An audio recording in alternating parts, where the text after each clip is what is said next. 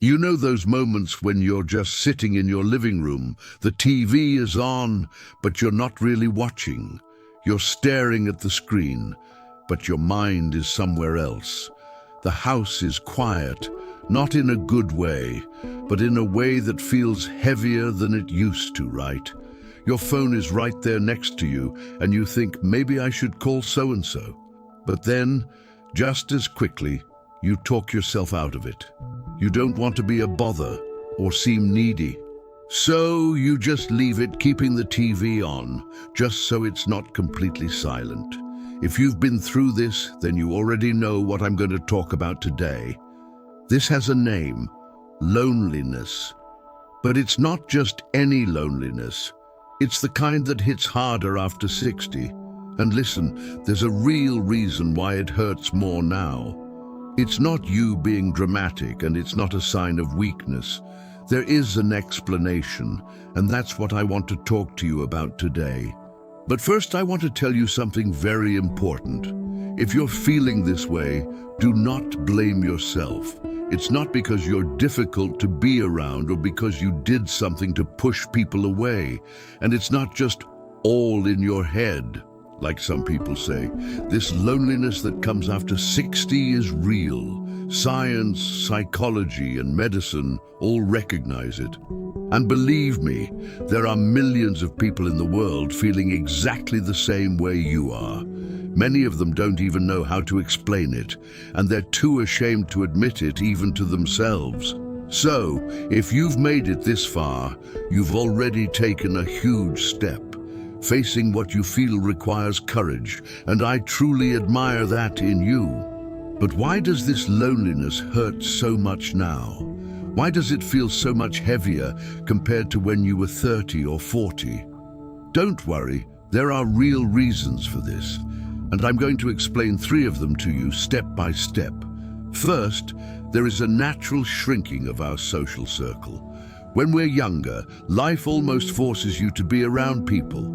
Work, kids at school, the daily hustle. You don't even have to try to meet people. It just happens naturally. But after 60, many of those things fade away. Retirement comes, the kids grow up and start their own lives, friends get sick, some pass away, and suddenly that circle that used to be full starts getting smaller. It's not your fault. It's just that life goes through a major reorganization during this phase. The second reason is what researchers call the quality of our bonds. As time goes on, we become more selective, and that's a good thing. We don't want small talk or superficial conversations anymore. You want to be truly understood. You want to talk about what actually matters. And what happens? It becomes harder to find that kind of deep connection. You can be surrounded by people at a family party and still feel completely alone because that feeling of being seen, heard, and truly understood is missing. Studies show that this is what causes the most suffering, not a lack of people around you, but the lack of a real connection. The third reason is one of the hardest to face. The feeling of time passing. After 60, time seems to carry a different weight. We start doing the math quietly in the back of our minds, you know. We think about the things we left behind, the people who are gone, the moments that won't come back. So the loneliness isn't just a lack of company. It's wrapped up in longing, memories, and reflection. It's a much more complicated feeling than it seems, and that's why it hurts so deep down. But before we go on, I want to ask you for one small thing. Just take a minute. I want to ask you a question. You don't have to answer out loud, okay? Just think about it in your head without judging yourself. When you think about this loneliness, does it have a face? Does it have a name? Is there someone you miss, a time that passed, or even a version of yourself that got left behind? Just think about that for a second. Because understanding where your loneliness comes from is the first step toward knowing what to do with it. Let me tell you a story about Mrs. Margaret. She sent me a message here on the channel a few weeks ago. She's 67, lived her whole life in a small town, raised 3 kids, and was married for over 30 years. When her husband passed away, she thought, "I'm strong, I can handle this." And she did. She handled the funeral, organized everything, helped her kids who traveled from far away. And then, after everyone left, she sat down in the same chair her husband used to sit in, and that was it. That weight, that silence that no longer had a sound. She wrote to me saying, "I didn't know it was possible to feel so alone in a place that was once so full. Mrs. Margaret, I am so sorry for your loss. And I want you to know that what you're feeling makes total sense. Loneliness after a life built with someone isn't weakness. It's proof of how much love existed there. And if you're watching this now and thinking, wow, that's exactly how I feel, please know that you are not alone. There are many people in many quiet rooms feeling that same weight, and no one should have to carry it in silence. Tell me down in the comments, have you been through this? That feeling of being at home or even surrounded by people yet still feeling alone? When does that feeling hit you the hardest these days? I read everything, you know. Every message is important to me, and I might even share your story in a future video. To make the point of today's video clearer, I'll share another story. Let's call him Mr. Robert. He's 72 and has been retired for about 7 years. His life was always his work. He was an accountant, had a small office, but every day there was a problem to solve, someone who needed him. When he retired, everyone said, "How lucky, now you can finally rest." And he smiled and agreed. But in the first few months, he'd wake up early, mostly out of habit, and he had nowhere to go. He'd drink his coffee very slowly, staring out the window. His daughter called once a week. His son lived far away. His work friends slowly disappeared, each busy with their own lives. Mr. Robert wasn't sad or depressed. He was fading out, as if someone had slowly turned down the volume of his life without him noticing. One day, his neighbor invited him over for coffee, and he realized he had spent 40 minutes talking non-stop about old stories, work cases, things no one had asked him about in years. When he went back home, he understood what he was feeling. He missed being necessary. That's what loneliness in this phase often brings. It's not just a lack of company, but the lack of feeling seen, useful, and present in someone's life. And that's why this channel exists, to be a space where we can name what we feel, understand why we feel it, and find a way forward. With patience, with respect, and without rushing.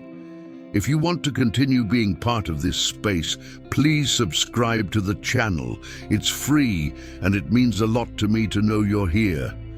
But anyway, what do we do with all this? What do we do with all this information?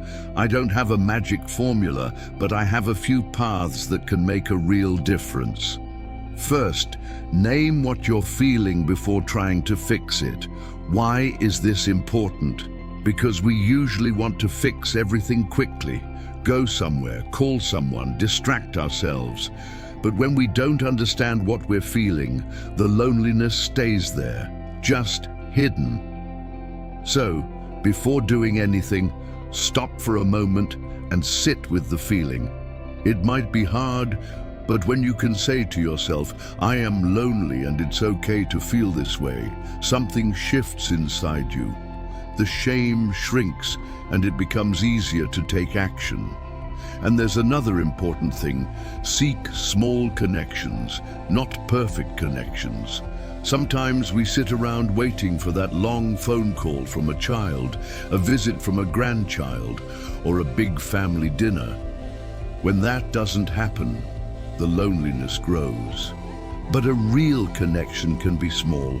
A good chat with someone at the coffee shop, a quick talk with a neighbor, or a voice message to a friend. Science shows that these small, consistent interactions are just as good for us as the big ones. It doesn't have to be profound every time, it just has to be real. And there's a third path I want to mention. Create a ritual for yourself. Do you know when you feel the most lonely? Usually it's at a specific time, in the afternoon, at night, on Sundays. These times become holes that loneliness crawls into. A simple thing that helps is creating a small ritual for those moments, not to kill time, but to give yourself structure. It could be a short walk, a journal where you write one good thing about your day, or a cup of tea you make specially for yourself. A ritual doesn't solve loneliness, but it helps you feel more present. It reminds you you are here and you matter. And the fourth path is perhaps the bravest of all. Ask for company without being ashamed. Most lonely people aren't alone because no one cares about them, but because they are ashamed to ask for help. I don't want to be a burden. People have their own lives. But you know what happens when you send a message to someone saying, "I was thinking of you, could we meet up?" Most of the time the person is happy because they were also waiting for someone to take the initiative. Asking for company isn't a weakness, it's a strength. And you know what I want to ask of you before we finish? Please remember that taking care of yourself isn't being selfish. In this phase of life, so much of your attention still goes to others. Children, grandchildren, caring for family members. And then your own loneliness gets pushed to the very end of the list, as if it doesn't deserve attention. But it does. You do. Tonight, before you go to sleep, I ask you one simple thing. Place your hand on your heart for a moment, take a deep breath, and say to yourself, silently or out loud, "I deserve company. I deserve to be heard. I deserve to be well." It sounds almost too simple, but when we start to believe it, the world around us starts to respond differently.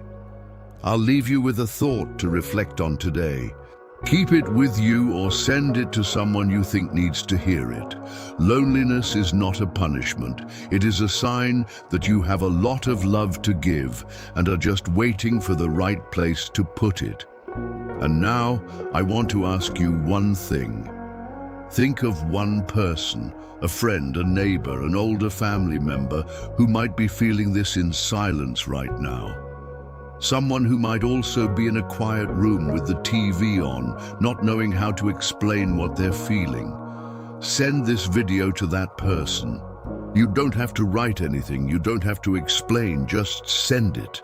Sometimes a video arrives at just the right time and changes everything. That simple gesture is you taking care of someone you love. And in the next video here on the channel, I'm going to talk about something that many people don't have the courage to admit in this stage of life.